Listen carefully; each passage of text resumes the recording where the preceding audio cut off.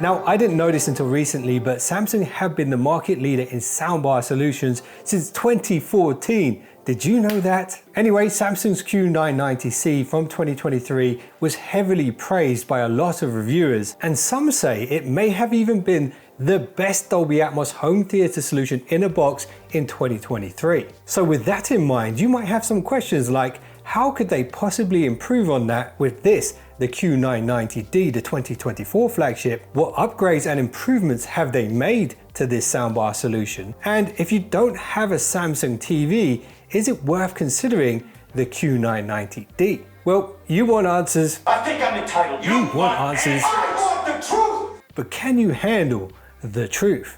Let's find out. So similar to Samsung's flagship phones, Samsung is stuck with what seems to be a winning design for them. This soundbar is almost identical to the previous model with a few millimeters shaved off here and there, but ultimately it's hard to tell the difference between the two. If you were to put them side by side, it'd almost be like looking in a mirror, only not.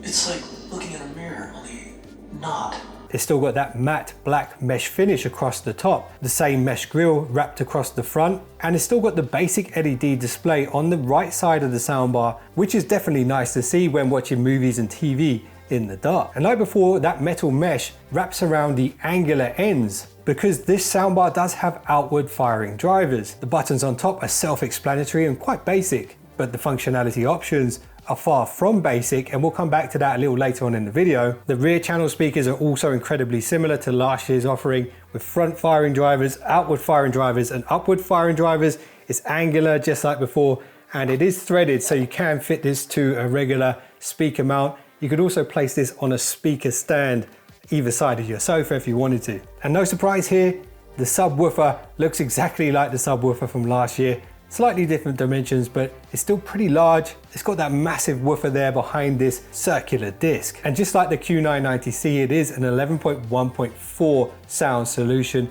The 4 in that equation representing the Dolby Atmos upward firing drivers. There's 2 in the soundbar itself and 1 in each of the rear channel speakers. In the box, just like before, you get the bar, the rear channels, the subwoofer, the 4 power leads, the remote control with some batteries, and they also very kindly throw in the wall mounting brackets if you do want to put this soundbar on the wall. Now, I will say this soundbar is no lightweight. This is a heavyweight soundbar, so you better have some pretty strong walls if you do plan to fix it to a wall. In terms of size, the Q990D is best suited to 55-inch TVs and above.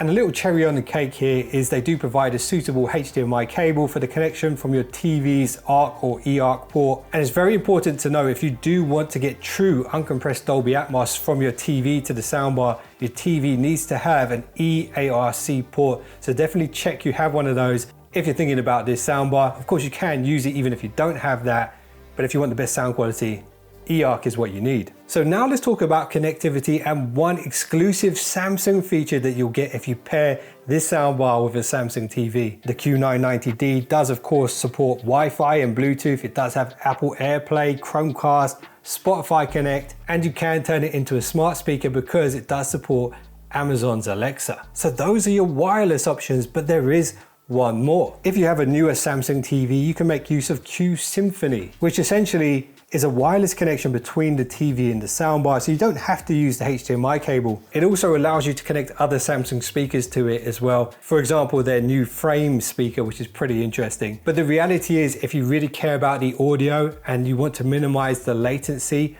of the audio, then definitely you should be using the provided HDMI. Well, of course, if you need a bit more length on that cable, you could buy a premium HDMI cable.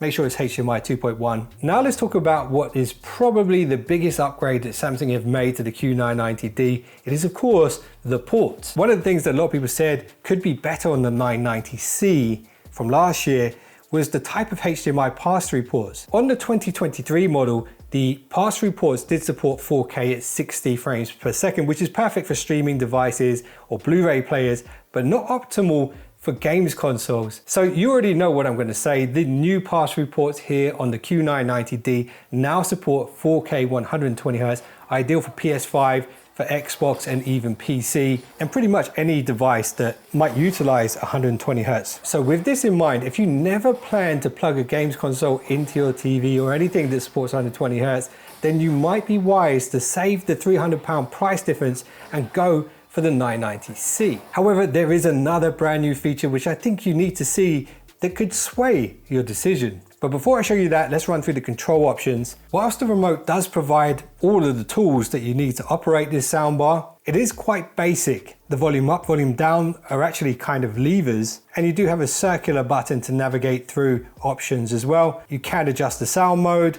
and you have tone control and channel level options here, and also a quick way to put it into Bluetooth pairing mode. And as you would expect these days, it does have HDMI CEC. This means your TV remote can control the soundbar's volume. When you boot up your TV, the soundbar will boot up. When you shut the TV down, the soundbar will power down. So it stays synced with the TV. And it's great that it has this because the remote is actually quite small and potentially very easy to lose down the side of a sofa. And this is where the app comes in and why I think the app is so important. And in a lot of ways, it's better than the remote control. What's interesting is it's not actually a dedicated soundbar app. It's actually part of Samsung's SmartThings app, which is really designed for Samsung's entire ecosystem. So if you have the fridge, the washing machine, the TV, the soundbar, everything appears in one place. And it's actually a really nice piece of software. And it is pre-installed on Samsung phones, but you can also download it on pretty much any device through your app store. The app gives you so much more control than the remote does, and everything's just better visually represented than it would be on the little LED screen on the actual bar itself. Here you have a dedicated mode for gaming. This presumably will reduce the latency down and enhance the higher frequencies. And you've also got access to the adaptive sound, which is a fantastic all-rounder because it will adjust the sound according to the input that the soundbar is getting. There is a very basic equalizer here on the app where you can adjust the treble and the bass. And here within the surround speaker setup, here's a new feature for this soundbar. It's the private rear sound, so you can listen quietly by yourself. So if you have children or something like that and you like to watch movies and stuff when they're sleeping, then this mode could be perfect for you because it will just activate the left and right channels on the rear speakers, which will be closer to you depending on your setup, of course. So this will allow you to enjoy some content without waking the whole house up. There's also an interesting sound grouping mode, which is more specifically for music. So you could actually place these rear channel speakers in different places around the house, so they don't necessarily need to be in those fixed locations that you'd want them in for your surround sound. And within the app, you get access to the Space Fit sound. So this is a feature that you want to enable because it maps the acoustics of the room and adjusts the sound of the soundbar according to that. Now, I was at Samsung's event in London when they unveiled this soundbar, and one of the things that Samsung appears to have worked on a lot with this year's offerings is using AI to improve vocal range, because sometimes when you're watching movies, the loud booms and sound effects of music can wash out the vocals in the scene.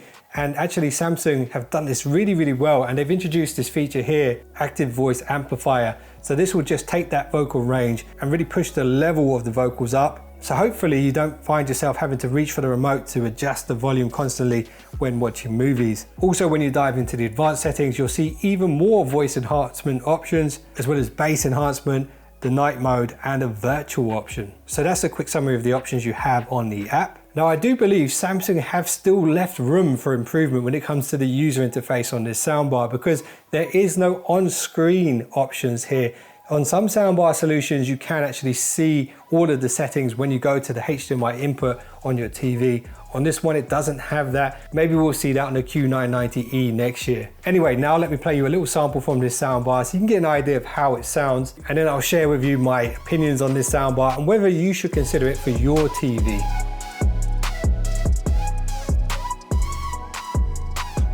Okay, so I've downloaded the official demo from Dolby directly, a 7.1.4 demo. They call it the Amaze. What I'll do is film my reaction to the Amaze demo, and hopefully you'll get an idea of how impressive or unimpressive this soundbar is.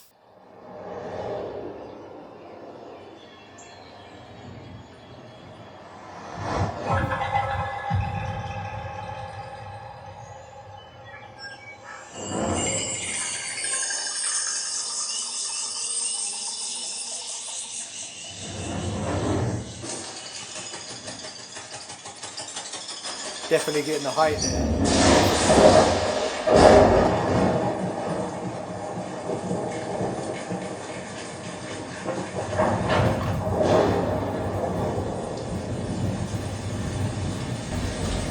Turn that bass down a little bit.